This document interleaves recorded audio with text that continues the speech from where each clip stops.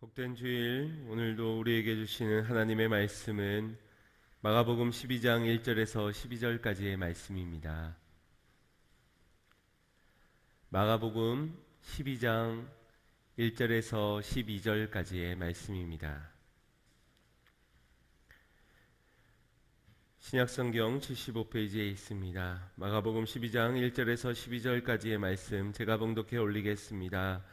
예수께서 비유로 저희에게 말씀하시되 한 사람이 포도원을 만들고 산울을 두르고 즙 짜는 구유자리를 파고 망대를 짓고 농부들에게 새로 주고 파국에 갔더니 때가 이름에 농부들에게 포도원 소출 얼마를 받으려고 한 종을 보내니 저희가 종을 잡아 심히 때리고 거저 보내었거늘 다시 다른 종을 보내니 그의 머리에 상처를 내고 능욕하였거늘 또 다른 종을 보내니 저희가 그를 죽이고 또 그 외 많은 종들도 혹은 때리고 혹은 죽인지라. 오히려 한 사람이 있으니 곧 그의 사랑하는 아들이라. 최후로 이를 보내며 가로되 내 아들은 공경하리라 하였더니 저 농부들이 서로 말하되 이는 상속자니 자 죽이자 그러면 그 유업이 우리의 것이 되리라 하고 이에 잡아 죽여 포도원 밖에 내어 던졌느니라. 포도원 주인이 어떻게 하겠느뇨? 와서 그 농부들을 진멸하고 포도원을 다른 사람에게 주리라. 너희가 성경의 건축자들의 버린 돌이 모퉁이의 머릿돌이 되었나니 이것은 주로 말미암아 된 것이요 우리 눈에 기이하도다 함을 읽어보지도 못하였느냐 하시니라. 저희가 예수의 이 비유는 자기들을 가리켜 말씀하신 줄 알고 잡고자 하되 무리를 두려워하여 예수를 버려두고 가니라. 아멘. 할렐루야. 오늘도 하나님의 크신 은혜 가운데 깨닫고 또한 변화되는 축복의 시간이 되기를 간절히 소망합니다.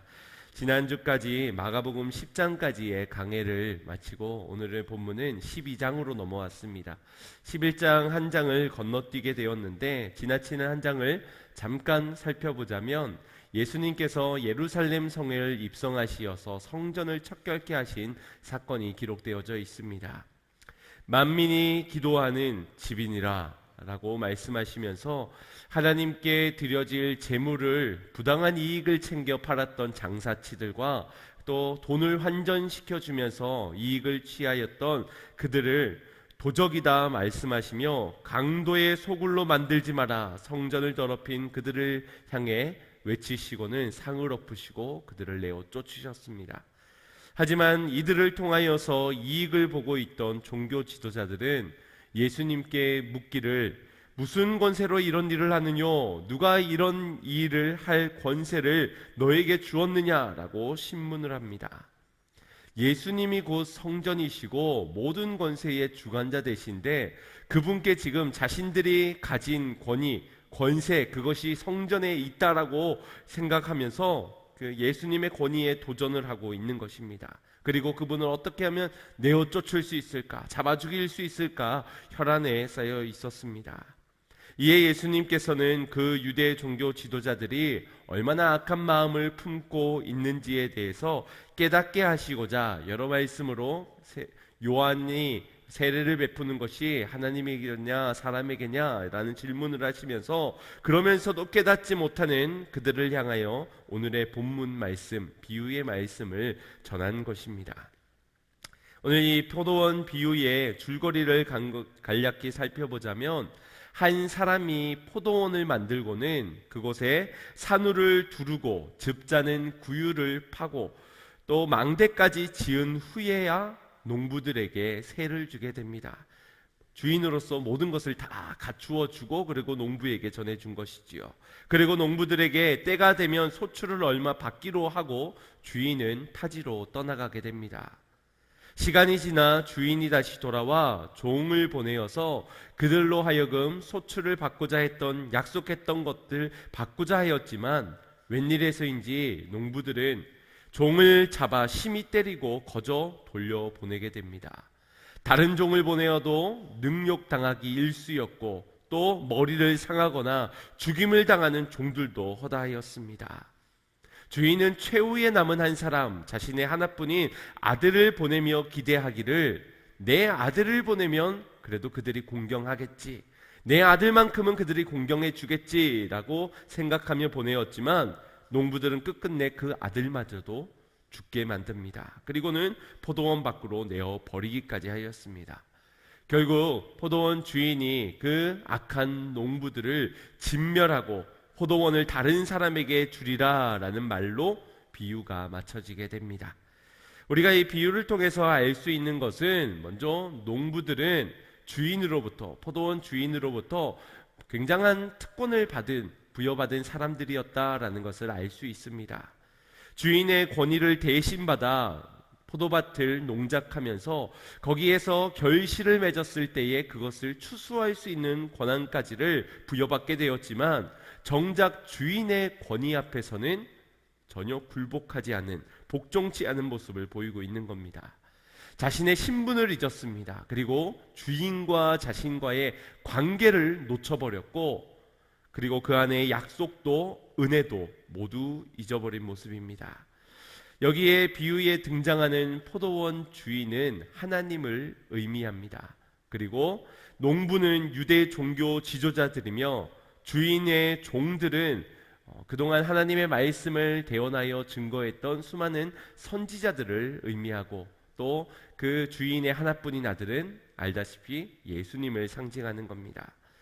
예수님께서 이 농부들의 악함을 통하여서 종교 지도자들의 악함을 지적하고자 이 비유로 말씀하실 때에, 종교 지도자들도 예수님께서 자신들을 두고 하신 말씀인 줄을 바로 알았다라고 12절 말씀에 기록되어져 있습니다.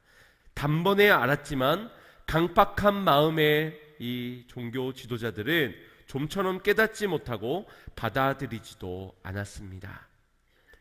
성전을 회복해 하기 위해, 다른 이유에서가 아니라 하나님의 기도하는 처소인 이 성전을 회복하기 위해 회복을 명하신 예수님의 사역 가운데서도 그들은 예수님의 말씀을 듣지 않고 그를 잡아 죽이려 하였고, 이 비유를 통하여서 전하는 하나님의 마음조차도 그들은 들으려 하지 않았습니다. 듣기 싫은 잔소리로 취급하였습니다.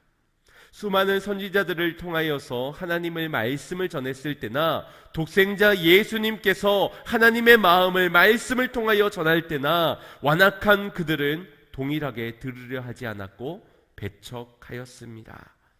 우리는 이 비유를 들으면서 마음에 답답함이 있습니다. 왜? 라는 의문이 품어질 수밖에 없습니다. 왜 농부들은 이토록 완악하여 은혜를 잊고 살아갔는가? 그 소출만 주었으면은 순탄하게 해결되었을 일을 왜 그 일을 행하지 아니한 건가? 여기에 대한 의문도 충분히 우리에게 있지만, 더 우리를 답답하게 하는 것은 주인의 모습에서입니다. 주인으로서 능력을 갖추고 있음으로써 마땅히 농부들의 잘못을 징벌하고 정의를 구현시킴이 옳을 텐데, 그런 힘과 능력, 권한들이 다 있을 터인데 왜 종들을 하나 둘씩 보내면서 그들이 맞고 와도, 죽임을 당하고 와도, 심지어 아들까지 내어보내어 헛된 죽음을 맞이하게 하여 배드엔딩을 만들었는가? 도대체 이해가 되지 않아 이 주인의 행동의 모습을 통하여 답답함을 가지게 됩니다. 왜 바보같이 속고 당하기만 하는가? 억울하지도 않는가? 속도 없고 벨도 없는 것인가? 농부들도 안타까운 마음에 미련하게 어리석게 바라보게 되지만, 이 주인을 향한 마음이 오히려 더 세상적으로 볼 때는 더 미련해 보이고 더 어리석게 보입니다.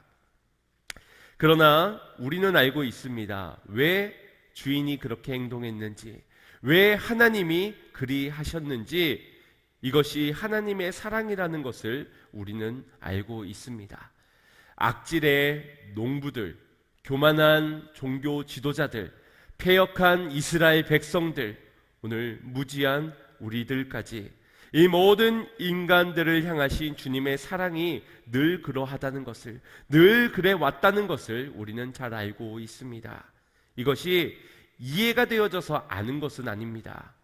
주님의 그 사랑이 이해가 되어져서 우리가 아는 것이 아닙니다. 그저 그리 행하신 것이 믿어지는 은혜로 말미암아 그 사랑을 우리가 알고 믿는 것이지, 이해되어지지 않는 것입니다. 이성적인 생각, 상식적인 판단으로는 도저히 이해가 되지 않는 그런 사랑입니다.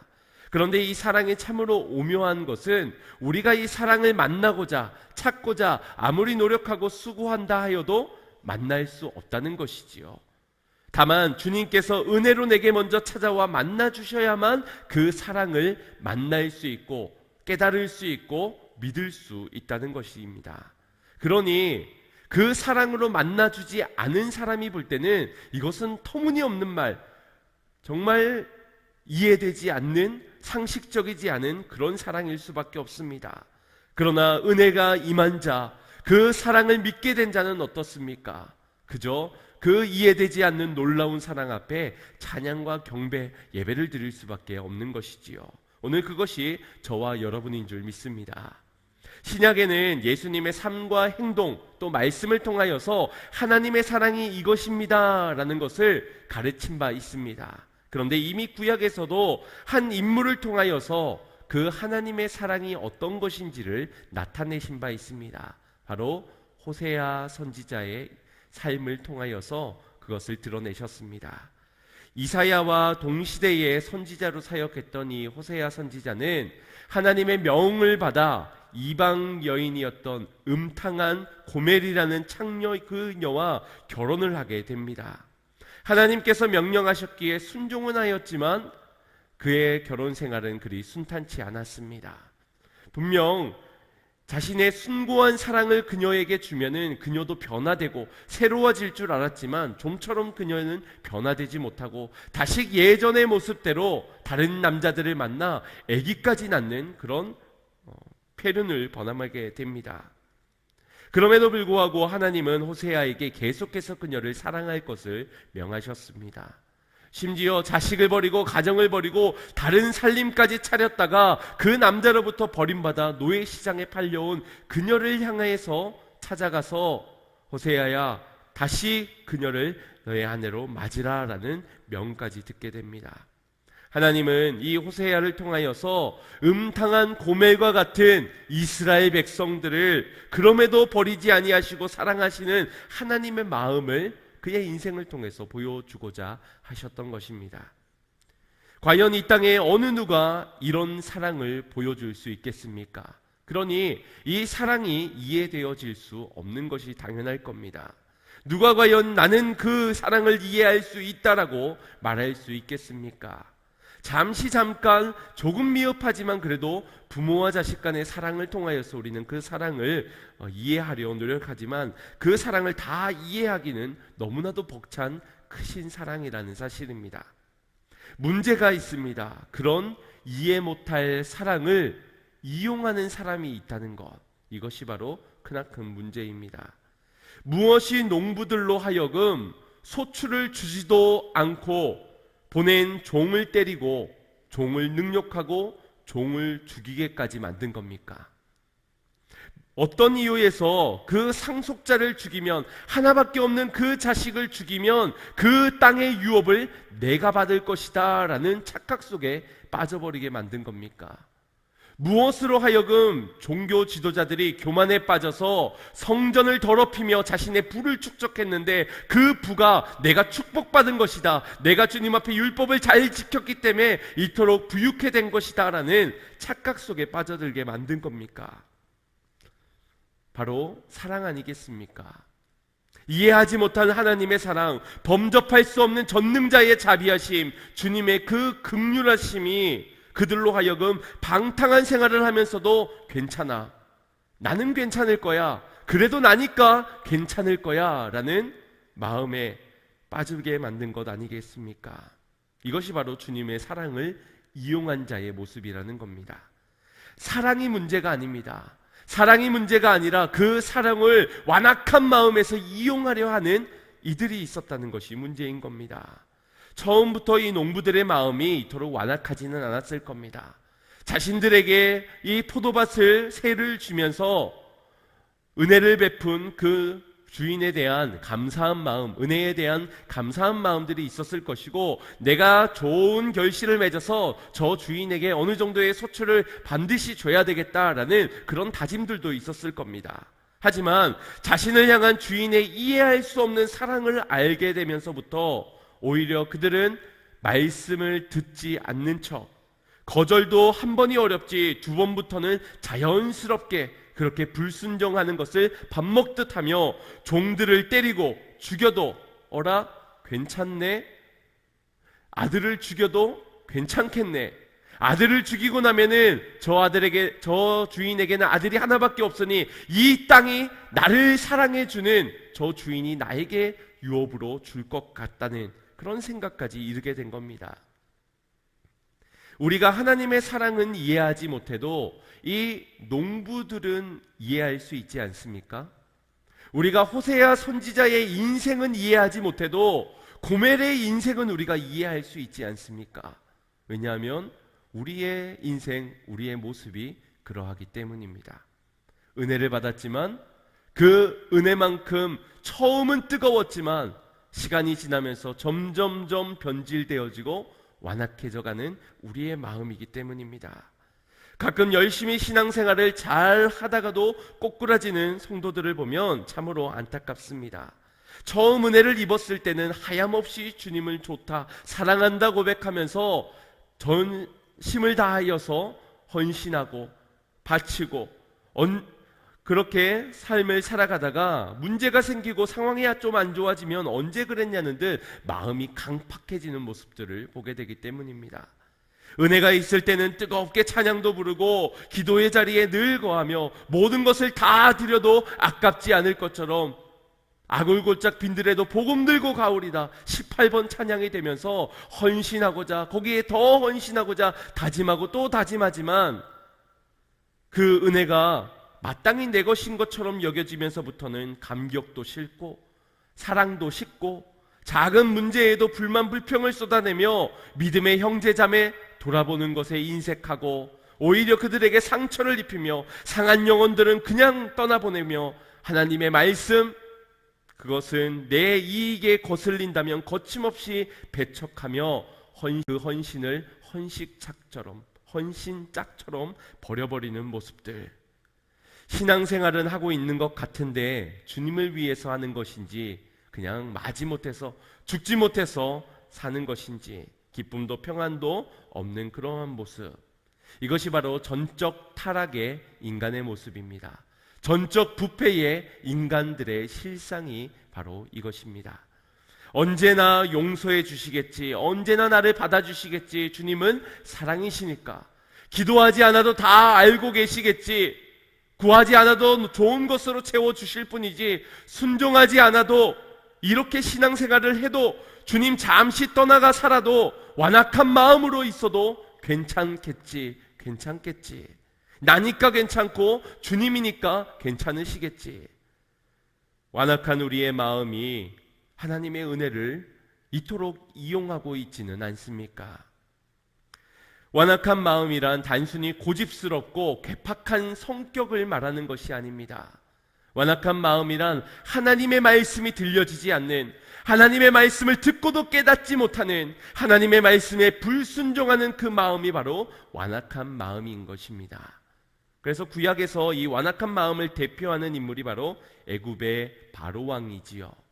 모세를 통하여서 하나님께서 하나님의 말씀을 전하시길 내 택한 백성을 보내어라 라고 말씀하였지만 이 강팍한 애굽 왕 바로는 그 말씀을 거절합니다. 그렇게 재앙을 맞이하게 되지요. 그 재앙을 하나 마주할 때마다 그는 다시 마음을 돌이켜서 아유 내가 약조하겠다, 어서 가라, 나를 위해 가서도 기도해달라, 이런 약속들을 하면서 보낼 것을 명합니다. 하지만 재앙이 그치자마자, 은혜가 임하자마자 다시 그 마음이 강팍해지면서 보낼 수 없다라고 단언짓습니다. 결국 그렇게 10가지의 재앙을 다 마주하게 된 것 아닙니까? 그 강팍한 마음 때문에, 그 완악한 마음 때문에 10가지의 재앙으로도 깨닫지 못하고 다시 그들을 쫓아 홍해 앞에 가서 결국 그 홍해에서 멸살을 당하게 되지 않았습니까? 선지자를 통하여 하나님의 말씀을 전했지만 목이 곧은 백성들은 자기의 소견을 따라서 완악한 마음대로 그렇게 살아가기를 힘썼습니다. 바리새인들과 장로들과 서기관들도 율법에는 전통한 전문가라고 스스로 자부하였지만 정작 하나님의 아들을 알아보지 못하고 예수님의 말씀을 듣지 않았습니다. 그 완악한 마음은 바리새인과 서기관들, 장로들 그들의 마음뿐만은 아닐 겁니다. 이방의 한 왕의 마음뿐만 아니라 택한 백성들의 마음이고 또 부름받은 제자들의 마음이기도 하였습니다. 처음엔 주님을 위해서 모든 것을 버리고 쫓을 수 있을 것 같았지만 십자가 앞에서는 부인하고 팔고 떠나가기 일쑤였습니다. 주님은 이 모든 마음들을 아셨습니다. 자신을 버릴 것도, 부인할 것도, 팔 것도, 떠나갈 것도 다 아셨습니다. 그럼에도 사랑하셨다는 것이지요. 독생자 아들을 보내시면서까지 십자가에 달려 죽기까지 우리를 사랑하셨다는 것이지요. 부활하신 주님께서는 강팍한 마음으로 살아가고 있는 제자들을 다시 찾아가셔서 오히려 그들의 마음을 위로하셨고, 의심하는 제자 도마에게는 자신의 옆구리를 내어주시기까지 하셨습니다. 왜요? 왜 그랬습니까? 이것이 이해할 수 없는 주님의 사랑 때문입니다. 완악해진 그 마음을 가진 우리를 그래도 사랑할 수밖에 없고, 그래도 사랑해야 하고, 그런 우리의 마음엔 사랑 말고는 답이 없기 때문입니다. 완악한 우리가 무엇을 할 수 있겠습니까?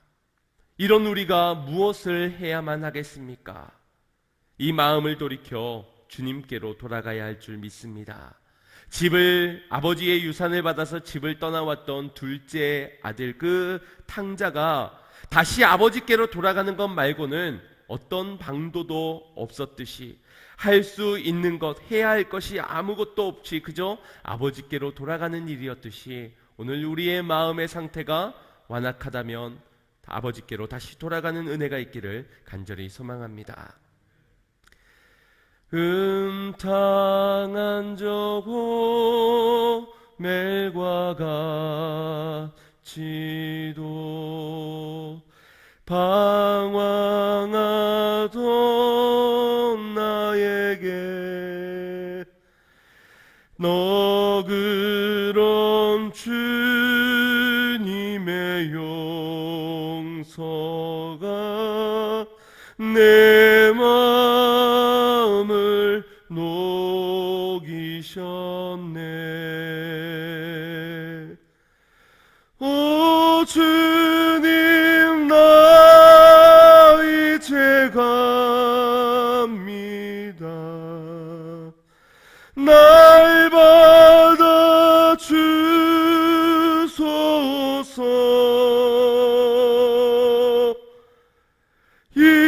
이제는 주님만 위하여 이 몸을 바치리라. 오늘 우리의 마음을 주님께로 온전히 나아가 드려지기를 소망합니다. 주님은 이 완악한 마음에서 무슨 선한 것이 나고자, 이 전적 타락한, 전적 부패한 우리 인간에게서 무엇이 있기에 주님은 이토록 우리를 사랑하시고, 무엇을 원하셨기에 그 사랑을 끝까지 우리를 향하게 하신 것입니까? 포도원 주인은 농부들에게 소출을 원했지만 그 소출이 전부가 아니었습니다. 만약 그 소출이 전부였다면 종 하나를 잃었을 때에 생각을 바꿨어야만 합니다. 그러나 그 소출이 다가 아니었기에 종을 1명 보내고 2명 보내고 그들이 죽음을 당하여도 자신의 아들까지 죽임을 당하면서까지도 보내었던 이유는 단순히 소출 때문만이 아니었다는 것입니다. 주인은 농부들과의 관계를 원했습니다. 그 관계의 회복을 기대하였고, 신뢰가 다시 되어지기를, 사랑해주고 사랑받기를, 사랑의 사이가, 관계가 회복되어지기만을 원했습니다. 그러나 때가 임하였지만, 하나님의 시간이 도래하였지만 농부들은 소출도 줄 수 없고 신뢰도, 관계도, 사랑도 원치 않아였습니다. 자칫 비유에서 등장하는 이 소출이 우리가 열심을 통하여서 얻게 되는 어떤 수익이나 물질, 소유물, 결과물 정도로 생각하게 되면은 우리는 인본주의에 빠져버리게 됩니다. 주님이 내게 원하시는 것은 열심히 살아서 내가 많은 부유하고 큰 헌금을 드리는 것을 좋아하시겠구나. 다른 사람들보다 더 많은 시간을 헌신하는 것, 그거를 내게 원하고 계시는구나 라는 인본주의에 빠져버리게 됩니다. 그러나 주님이 원하시는 것은 세상의 물질이나 결과물, 우리의 수고와 노력, 열심으로 이룰 수 있는 그것을 원한 것이 아닙니다. 여기에서 말하는 소출은 곧 열매를 의미하고 있습니다. 마가복음 12장 9절 말씀을 보시면 포도원 주인이 어떻게 하겠느냐, 와서 그 농부들을 진멸하고 포도원을 다른 사람에게 주리라 라고 기록되어져 있습니다. 그런데 마태복음 21장 41절 말씀에 똑같은 내용을 조금 더 자세하게 기록하기를 이렇게 기록되어져 있습니다. 합독해 보겠습니다.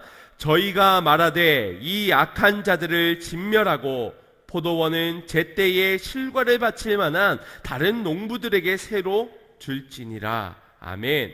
이 포도원을 누구에게 다시 준다고요? 제때에 실과를 다시 주는, 다시 말해서 이 실과, 주인이 원했던 것은 열매였다는 것을 알 수가 있습니다. 그리고 예수님께서 이 비유를 말씀하실 때에 그 배경이 있습니다. 그것은 이사야 5장 1절에서 2절의 말씀에 기록되어져 있는데 우리 그 배경을 한번 합독해 보겠습니다. 시작. 내가 나의 사랑하는 자를 위하여 노래하되 나의 사랑하는 자의 포도원을 노래하리라. 나의 사랑하는 자에게 포도원이 있으며 심히 기름진 사내로다. 땅을 파서 돌을 제하고 극상품 포도나무를 심었었도다. 그 중에 망대를 세웠고 그 안에 술틀을 팠었도다. 좋은 포도 맺기를 바라였더니 들포도를 맺혔도다. 아멘. 포도원의 극상품에 그냥 여느 포도나무 중에 하나를 심은 것이 아니라 극상품의 포도나무를 심었는데 거기를 위하여서 망대도 틀도 모든 것들을 다 수고하였는데 거기에 맺어지는 것이 무엇이었다고 말합니까? 들포도였다. 이것에 그 주인은 매우 진노를 하게 됩니다. 고로 예수님께서 이 포도원 비유를 통하여서 말씀하고 계시는 것은 농부들을 상징하는 이 유대 종교 지도자들이 완악한 이스라엘 백성들과 같이 주님이 원하시는 좋은 열매가 아니라 들포도, 악한 열매를 맺고 있다는 것을 지금 경고하고 계신 것입니다. 그래서 마가복음 11장을 살펴볼 때에 예루살렘을 입성하는 것과 그 다음에 이제 성전을 척결케 하신 사건 사이에 이 무화과 나무 열매에 대한 그 말씀이 기록되어져 있습니다. 뜬금없는 그 말씀이 그 가운데에 들어가 있는 이유가 무엇인가? 그것을 보면 우리 11장 13절 14절 말씀을 보면 이러합니다. 멀리서 잎사귀에 있는 한 무화과 나무를 보시고 혹 그 나무에 무엇이 있을까요? 가셨더니 가서 보신즉 잎사귀 외에 아무것도 없더라. 이는 무화과의 때가 아님이니라. 예수께서 나무에게 일러 가라사대 이제부터 영원토록 사람이 내게서 열매를 따먹지 못하리라 하시니 제자들이 이를 듣더라. 이러고 나서 성전 척결을 하시고요. 그러고 나서 보았더니 그 무화과 나무가 말라 있는 것을 제자들이 발견하게 됩니다. 이 열매 없는 무화과 나무를 벌하시고 성전에 가시어 척결케 하시고 그 저주한 것이 그대로 이루어진 것을 보면서 주님은 결국 외식하는 그들에게서 열매 없는 그들의 헌신, 열매 없는 그들의 신앙, 이것을 지적하고 경고하고 곧 그 결과는 진멸일 것이다 라고 오늘 비유를 통해서 말씀해 주고 계신 겁니다. 이 무화과 나무가 열매 맺지 못한 이유를 성경이 뭐라고 말씀하고 있습니까? 무화과의 때가 아직 이르지 않았기 때문입니다. 과일에도 철이 있지요. 그 철이 아니면은 얼음에 얼려져 있다든지 아니면 어떤 인위적인 어떤 방법을 취해야만 그 제철의 음식에 나오는 그 과일들을 먹을 수가 있습니다. 그런데 무화과 나무의 철이 아닌 때에 무화과 열매를 구하고 있으니 무화과 나무의 입장에서 얼마나 억울한 일이겠습니까? 내 때에 와서 구하면 내가 얼마든지 줄 수 있겠는데 지금 내 철이 아닌데 나무의 열매를 찾고 있으니 거기에다 저주까지 하고는 다시는 열매 맺지 못하도록 만드시니 얼마나 그 예수님이 인색하게 느껴지겠습니까? 그러나 중요한 것은 내가 할 수 있을 때가 아닙니다. 내 때가 이를 때가 중요한 것이 아니라 주인이 그 열매를 찾을 때가 중요한 것입니다. 농부들이 왜 소출을 그 주인에게 주지 못했느냐? 어쩌면 그 소출을 거둘 만한 때가 이르지 못했다고 여겼기 때문일 수 있습니다. 장난치는 건가? 아직 추수할 때가 되지 않았는데, 내 때가 아직 이루지 않아서 주인에게 바칠 어떤 열매가 없는데 지금 와서 구한다고 하는 억울함들이 있어서 주지 않았을 수도 있습니다. 그러나 중요한 것, 그 때는 하나님의 때요, 그 때는 도적과 같이 임하게 된다라는 사실입니다. 그러니 우리가 열매 없는 신앙생활을 행하는 것이 아니라 언제가 될지 모르는 그때를 위하여 매일매일을 열매 맺는 삶을 살아가야 할 줄 믿습니다. 여기서 우리가 기억해야 하는 한 가지는 어떻게 열매를 맺는가, 인위적으로도 아니고 내 노력, 내 수고, 내 열심을 통하여서 이루내는 열매도 아니라고 한다면 이 열매는 어떻게 맺어야 하는 것인가? 요한복음 15장 5절 말씀을 합독해 보겠습니다. 시작. 나는 포도나무요 너희는 가지니 저가 내 안에 내가 저 안에 있으면 이 사람은 과실을 많이 맺나니 나를 떠나서는 너희가 아무것도 할 수 없음이니라. 아멘. 그들에게 열매가 없었던 이유가 무엇입니까? 나를 떠나 있었기 때문에, 나를 떠나서는 아무것도 맺을 수 없기 때문에 그 이유였습니다. 반면에 열매를 맺을 수 있는 유일한 길이 무엇입니까? 내가 그 안에, 그가 내 안에, 그때에만 비로소 열매가 맺어진다 말씀하고 있습니다. 그 열매가 주님이 원하시는 그 때에 기뻐 받으실 열매라라는 것입니다. 주님이 농부들에게 원하셨던 것은 그들의 열심, 수고, 맺어진 그들만의 힘써 맺은 그 열매가 아니라 주님이 원하시는 그 관계 속에서, 그가 안에 계시고 저가 내 안에 있는 그 사랑의 관계 속에서 맺어지는 그 열매를 기대하고 바라셨던 것입니다. 그렇다면 때마다 변질되고 때마다 강팍해지는 마음을 가진 우리가 은혜를 받지만 그 은혜를 늘 이용만 하고 악용하려 하는 우리가 어떻게 해야 주님과 온전한 사귐 속에서, 온전한 관계 속에서 열매 맺는 삶을 살아갈 수 있겠습니까? 먼저 구약 에스겔서 35장 26절 27절 말씀을 보면 그 해답이 이렇게 기록되어져 있습니다. 합독하겠습니다. 시작. 또 새 영을 너희 속에 두고 새 마음을 너희에게 주되 너희 육신에서 굳은 마음을 제하고 부드러운 마음을 줄 것이며 또 내 신을 너희 속에 두어 너희로 내 율례를 행하게 하리니 너희가 내 규례를 지켜 행할지니라. 아멘.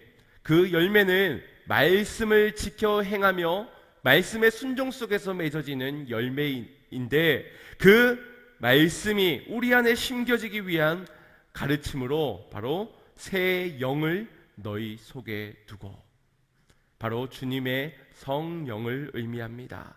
그분의 마음은, 새 마음을 너희에게 주되 굳어진 마음이 부드럽게 되고 그 부드러워진 마음에서 비로소 내 율례를 행하게 되리라.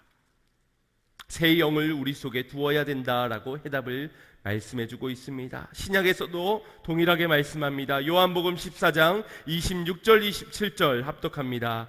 보혜사 곧 하나님 아버지께서 내 이름으로 보내실 성령, 그가 너희에게 모든 것을 가르치시고 내가 너희에게 말한 모든 것을 생각나게 하시리라. 평안을 너희에게 끼치노니 곧 나의 평안을 너희에게 주노라. 내가 너희에게 주는 것은 세상이 주는 것 같지 아니하니니 너희는 마음의 근심도 말고 두려워하지도 말라. 아멘. 완악한 마음에 자리 잡고 있는 것은 근심이요, 두려워하는 마음이요, 염려입니다. 그러나 그 마음에 녹아진 마음에 거하는 것은 평안입니다. 그 일을 이루시는 분이 바로 성령님, 또 다른 보혜사 성령인 것입니다. 그분이 내게 오셔서, 내 안에 오셔서 행하는 그 일은 주의 말씀을 생각나게 하고 그 말씀을 깨달아 알게 하는 일입니다. 그러니 순종하게 되는 것이지요. 순종하니 그 마음에 평안이 넘쳐나게 되는 겁니다. 완악한 돌 같은 우리의 마음을 녹이시는 것, 바로 성령님이 이루시는 것임을 믿으시길 바랍니다. 어떤 사람은 예배를 드리면서도 은혜를 받지 못합니다. 예배를 드리면서도 예배에 은혜 받지 못할 어떤 이유들, 수많은 이유들을 나열하면서 불만 불평으로 일삼습니다. 그런데 어떤 사람은 같은 예배를 드리면서도 은혜가 넘치고 기쁨이 넘치고 감사가 넘치고 새 생명이 넘쳐납니다. 어떤 사람은 기도를 하면 할수록 교만해지는데 어떤 사람은 기도하면 할수록 더욱 겸손해지기도 합니다. 또 어떤 사람은 헌신을 하면서 이 헌신을 몰라준다고 섭섭한 마음에 보상이 보이지 않아 실족하게 되는데, 어떤 사람은 헌신을 하면서 아무도 알아주지 않아도 그 안에 기쁨이 넘쳐나고 더 드려질 것이 없을까 주님의 마음을 알아가며 헌신하기를 힘쓰게 됩니다. 왜 다른 것입니까? 왜 달라지는 걸까요? 바로 성령이 그 안에 거하시는 자와 그렇지 않는 자가 이토록 달라지는 것입니다. 성령이 내 안에 계시니 모든 것이 즐겁고 모든 것이 기쁘고 모든 것이 행복합니다. 사역도 더 할 수 없을까 힘써 행하는 것입니다. 사랑하기 때문이지요. 성령이 내 안에 거하시지 않으니 모든 것이 염려되고 근심되고 사람도 싫고 사역도 싫고 힘들기만 한 것입니다. 교회를 수년 동안 다녀도 도통 자라지 않는 이유, 아는 건 많아졌는데 머리만 커졌지 남들에게 상처 주는 은사만 커져 부담스러운 교인이 된 이유, 바로 성령이 그 안에 거하지 않았기 때문입니다. 오늘 저와 여러분의 모습은 어떤 모습입니까? 성령에서부터 시작하시길 바랍니다. 성령 안에서부터 주님을 사랑하고 그 말씀을 사랑하시길 바랍니다. 성령이 내 안에 계실 때는 하나님의 말씀이 꿀송이보다 단 것을, 그 비밀을 발견하게 됩니다. 기도하는 것이 능력이요, 찬양할 때 새 힘이 넘치고 신앙생활이 즐거울 수밖에 없는 겁니다. 그러나 그 성령이 그 안에 없게 되면 하나님의 사랑을 알면서 이용만 하는 부패한 자로, 방탕한 자로, 탕자와 같은 인생을 살아가게 되고 거기엔 열매가 없게 되는 겁니다. 하나님의 때에 우리에게도 반드시 열매를 찾으실 겁니다. 사랑하는 나의 아들아, 나의 딸아, 너희가 나를 위해 열매를 다오.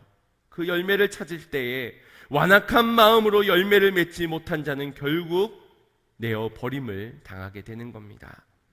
마태복음 21장 42절에 43절 말씀에 이것을 기록하고 있습니다. 시작.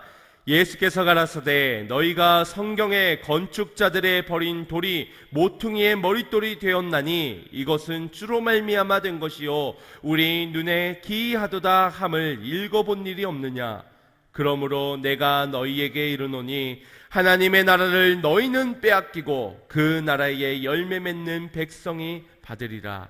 아멘. 이 완악한 마음을 버리지 못하고 성령에 붙잡히지 못하고 열매 맺지 못한 자들에게서는 하나님의 나라가 빼앗기게 되어 열매 맺는 자들은 소유하게 된다라고 말씀하고 있습니다. 이것이 무엇으로 말미암아 되어진다고 말씀합니까? 주로 말미암아. 그 함께 읽어본 일이 없느냐, 그 말씀을 읽어본 일이 없느냐, 그 주의 말씀이 주님으로 말미암아 이 열매가 맺어진다라는 것입니다. 사랑하는 성도 여러분, 우리의 마음의 완악함을 버리고 열매 맺는 자가 되시기를 축복합니다. 아름다운 열매로 하나님이 영광을 받으시겠다. 비로소 너희가 내 제자임을 알리라. 마태복음 7장에 말씀하셨습니다. 누가복음 11장 13절에도 이렇게 말씀하십니다. 너희가 악할지라도 좋은 것을 자식에게 줄 줄 알거든 하물며 너희 천부께서 구하는 자에게 성령을 주시지 않겠느냐 하시니라. 아멘. 오직 성령을 내 마음에 초청하시길 바랍니다. 주님, 완악한 내 마음에 찾아와 나의 마음을 어루만져 주시옵소서.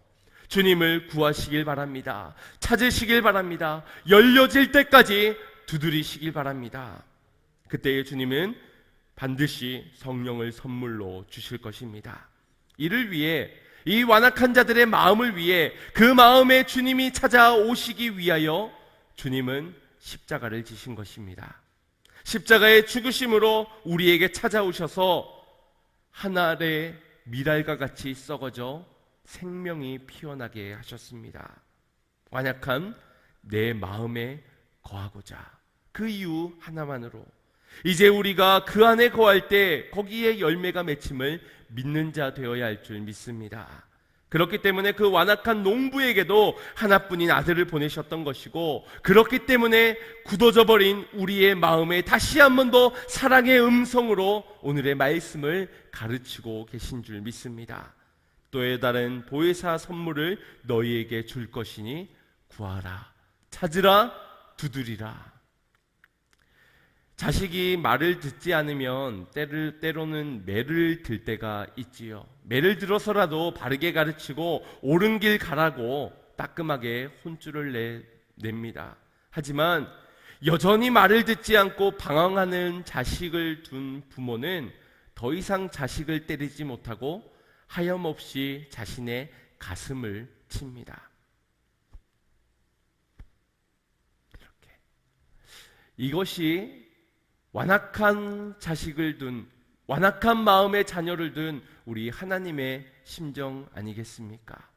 더 이상은 때리지 못하고 고쳤으면 좋겠는데 완악한 마음을 버리고서는 마음이 녹아져 사랑하는 마음에서 신앙생활을 열매 맺으며 했으면 좋겠는데 더 이상은 치지 못하고 자신의 가슴을 치는 것, 이것이 바로 우리 예수님을 죽기까지 우리를 사랑하신 일인 줄 믿습니다. 과연 이것이 실패이겠습니까? 결국 아들이 죽었으니 실패요. 결국 완악한 마음들이 변화되지 못했기 때문에 실패로 끝나져 버리는 계획입니까? 그렇지 않습니다. 독생자 그 아들의 죽음으로 말미암아 하나님의 사랑은 비로소야 완성이 된 것입니다. 로마서 5장 8절 말씀입니다. 우리가 아직 죄인 되었을 때에 그리스도께서 우리를 위하여 죽으심으로 하나님께서 우리에 대한 자기의 사랑을 확증하셨느니라. 아멘. 비로소 완성이 되고 비로소 우리의 마음에 확증이 되어 비로소 완악한 우리의 마음에 주의 사랑이 임할 수 있게 된 것입니다. 아직 저와 여러분에게 이 기회가 사라지지 아니한 줄 믿습니다.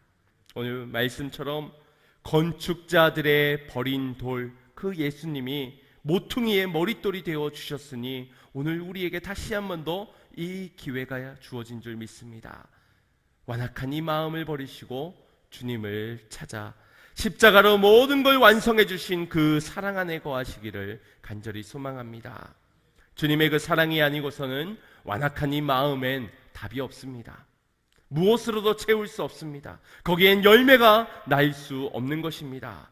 강팍해진 우리의 돌 같은 마음이 부드러운 살 같은 마음이 바뀌어지도록 성령의 은혜를 구하시길 바랍니다. 성령의 단비를 내게 내려 주시옵소서. 마른 뼈에 주의 생기가 들어왔을 때에 군대가 살아났듯이 주님, 내 완악한 마음에 주님의 생명을 불어넣어 주시어서 나로 살게 하여 주시고 굳어진 마음에 새롭게 열매 맺게 하여 주시옵소서. 우리 결단하는 마음으로 이렇게 함께 고백했으면 좋겠습니다. 성령님, 내 완악한 마음에 찾아와 주시옵소서. 돌 같은 내 마음에도 충만히 임하여 주시옵소서. 이 완악함을 버리고 주님의 마음을 영접케 하여 주시옵소서. 하나님 나라에 맺혀질 열매 맺게 하여 주시옵소서. 아멘. 완악한 우리의 마음을 다시 한 번 더 두들고 계신 그 주님의 사랑, 그 사랑을 이용만 하지 마시고 악용하지 마시고 그 사랑에 온전히 반응하여 순종하며 나아가는 저와 여러분이 되기를 소망합니다. 주님은 반드시 우리의 마음을 치유하실 줄 믿습니다. 새롭게 하시어 열매 맺게 하실 줄 믿습니다. 그와 같은 성령 충만한 가운데 열매 맺는 축복의 삶들이 다 되시기를 주님의 이름으로 축원드립니다. 우리 시간같이 말씀을 생각하면서 함께 찬양의 고백을 드렸으면 좋겠습니다. 주의 사랑을 힘입어 성령 안에 거하고 성령 안에 거함으로 내 삶의 열매로 주여 영광을 받아 주시옵소서. 어떤 사람들의 말에 완악해지는 내 마음, 눈에 보여지는 문제들로 순간순간 완악해지는 이 굳은 마음, 하나님의 말씀을 사랑으로 내게 임하지만 그 말씀이 좀처럼 심겨지지 못하고 열매 맺지 못하는 내 완악한 마음, 주여 긍휼히 여겨주시고 다시 한 번 더 주의 성령 가운데 회복되는 이 시간 되게 하여 주시옵소서. 우리 말씀을 붙잡고 기도하겠습니다.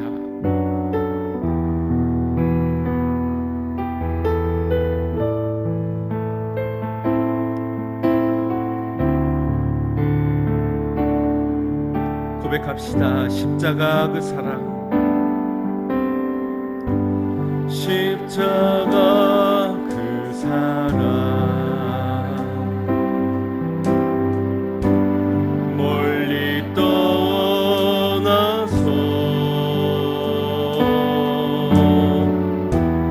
무너진 나의 삶 속에 잊혀진 주 은혜, 돌 같은 내 마음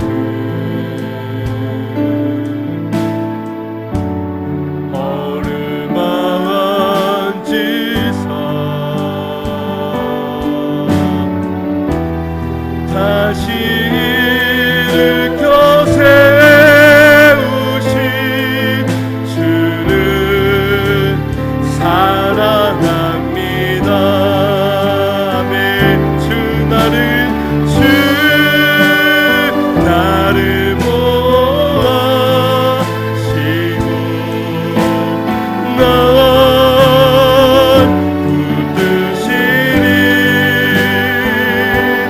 나는 외롭고 섬기다 주님의 자녀라. 주 너를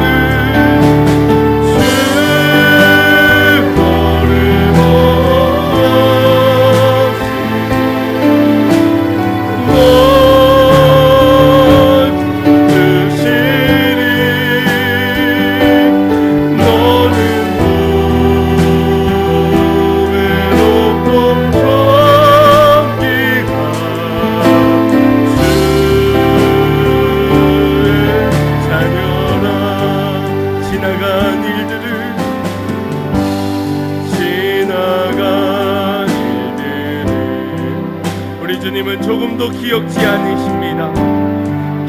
기억하지 않고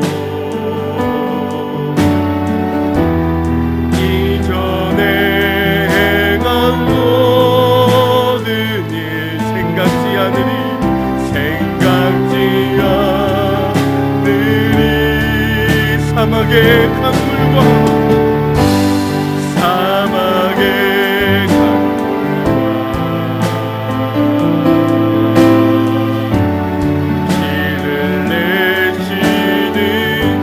내 안에도 그 일을 이루어 주실 주님, 내 안에 새 일에 하신 주를 바랍니다. 주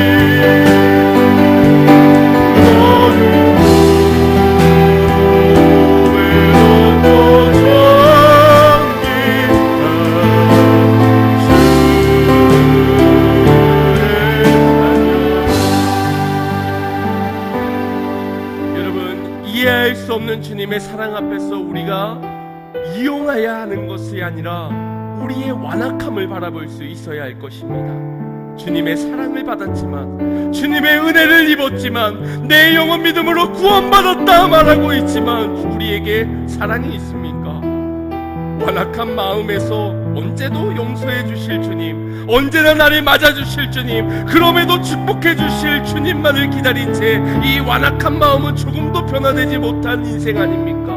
거기에는 열매가 없다는 것입니다.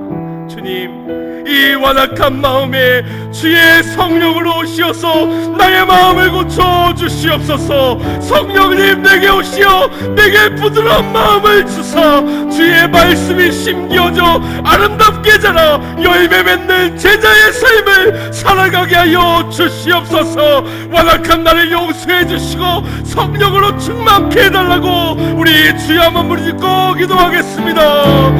주여, 사랑의 주 하나님, 오늘도 사랑으로 나의 완악한 마음을 두드리고 계신 주님, 오늘 이 마음의 문을 열고 주님을 영접합니다. 아버지, 나의 마음을 고쳐주시옵소서. 어떤 말씀도 들리지 않고 선정하지 못하는 누군가를 상처주고 실족해 하며 악한 일을 자행하는 나의 완악한 마음에 주의 성령에 치유하여 주시고 성령으로 어루만져 주셔서 내 안에 선한 일을 시작해 하시니 아버지 하나님의 주님으로 열매를 맺게 하여 주시옵소서. 내 안에 아버지의 성령의 열매를 기대합니다. 성령의 열매로 하나님께 영광을 돌려드리기를 원합니다. 모든 퇴역한 것들을 버리고 메워진 내 완악함을 버리고 주의 말씀을 사랑하여 그 말씀을 내 안에 거하여 그 말씀대로 살아가는 순종의 삶, 제자의 삶을 살아가게 하여 주시옵소서. 아버지, 성령께서 이루실 모든 일들을 기대하며 아버님의 나를 예어드립니다. 돌같은 내 마음 어루만지사 부드러운 사이가 같이 되게 하시고 마른 뼈와 같은 나의 인생 생기로 살아 군대되게 하여 주시옵소서.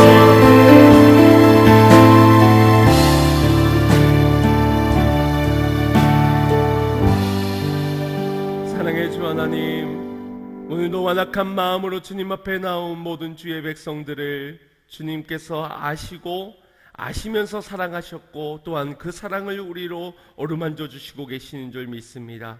귀한 성령의 임재 가운데 오늘 우리 안에 거하는 주의 성령으로 충만하기를 날마다 기도하는 자들 되게 하여 주시어서 좌로나 우로나 치우치고 두 마음을 품은 자로 살아가는 것이 아니라 오직 주님 한 분만을 섬기며 그분만을 사랑하며 주의 말씀을 주의로 지켜갈 수 있는 열매 맺는 축복된 인생들 되게 하여 주시옵소서. 주의 마음 담게 하여 주시어 사랑과 긍휼이 그 삶에 드러나게 하여 주시어 주님의 참 제자로서 세상에 빛을 드러내는 모든 주의 백성들 삼아 주시옵소서. 예수님의 이름으로 기도드리옵나이다. 아멘.